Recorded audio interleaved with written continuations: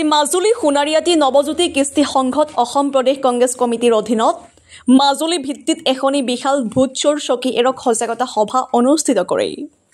সভাখন অনুষ্ঠিত কৰাৰ উদ্দেশ্য আৰু লক্ষ্য হৈছে কংগ্ৰেছ দলৰ ভোট চোৰ কৰা বিজেপি দলৰ বিৰুদ্ধে সাধাৰণ ৰাইজক সজাগ কৰি তোলা। উক্ত সভাখনৰ জৰিয়তে ৰাইজক বুজাই দিয়ে যে কেনেকৈ পঞ্চায়ত নিৰ্বাচন বা MLA নিৰ্বাচনত প্ৰাৰ্থিত্ব আগবঢ়াব পাৰি বা কি নথিপত্ৰৰ প্ৰয়োজন হয় তাৰ ওপৰত প্ৰশিক্ষণ দিয়া দেখা যায়। সভাৰ শেষত গৌৰৱ গগৈয়ে মন্তব্য আগবঢ়ায় যে পৌৰাণিক কালত যিদৰে শকুনি মামাই মহাভাৰতৰ কৌৰৱ আৰু পাণ্ডৱৰ মাজত বিভাজন সৃষ্টি কৰিছিল, ঠিক তেনেদৰেই হিমন্ত মামাই অসমৰ ৰাইজৰ মাজত বিভাজন সৃষ্টি কৰা বুলি মতামত প্ৰদান কৰে।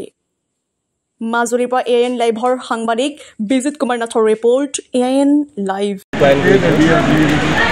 বৰ্তমান চৰকাৰ ইমান অহংকাৰী হোৱা কাৰণটোৱে হ'ল যে তেওঁলোকে ভাবে যে দুখীয়া মানুহ অসমৰ বিভিন্ন জনগোষ্ঠী জনজাতিৰ ভোটৰ কোনো মূল্য নাই। তেওঁলোকে ভোট চুৰি কৰি নিজৰ চৰকাৰ বনাব আৰু আদানী আম্বানীক অসমৰ মাটি বিক্ৰী কৰিব আৰু বাকী ঠাইত নিজৰ পৰিবাৰৰ নামত তেওঁলোকে মাটি দিব।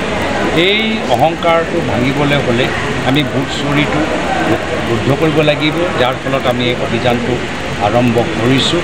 বিজেপি দল বিশেষকৈ মুখ্যমন্ত্ৰী আজিৰ তাৰিখত গম পাই গৈছে যে তেওঁলোকৰ কেলেংকাৰী এতিয়া ৰাইজৰ মুখে মুখে, আৰু সেইকাৰণে মহাভাৰতৰ শকুনি মামাৰ দৰে আজি অসমৰ সমাজৰ মাজত আজি বিভাজন সৃষ্টি কৰিবলৈ চেষ্টা কৰিছে। যিদৰে মহাভাৰতৰ ভিতৰত শকুনি মামাই পাণ্ডৱ কৌৰৱ যিসকলে একেলগে ডাঙৰ হ'ল, একেলগে শিক্ষা গ্ৰহণ কৰিলে, একেলগে ভাত খালে, তেওঁলোকৰ মাজত এটা ফাট সৃষ্টি কৰিবলৈ সক্ষম হ'ল। একেৰাহে হিমন্ত বিশ্ব শৰ্মা ডাঙৰীয়া মাত্ৰ নিজৰ ব্যক্তিগতৰ স্বাৰ্থৰ বাবে অসমৰ শকুনি মামাৰ ভূমিকা গ্ৰহণ কৰি আছে।